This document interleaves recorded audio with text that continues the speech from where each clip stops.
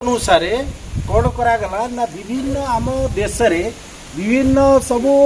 biological hotspot सबू अच्छी जो जगार विभिन्न विरल वृक्ष लता बा वृक्षराजी वन्य प्राणी सबू माने नेचुरल हैबिटेट बा जा कहते प्राकृतिक परिसंस्था भितर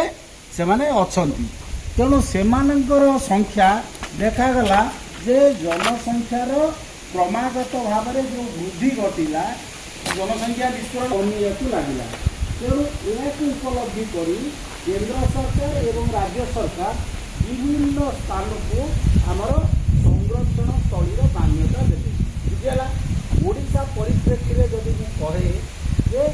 1975 मसीह ओडिशा रे कार्य आरंभ है प्रथम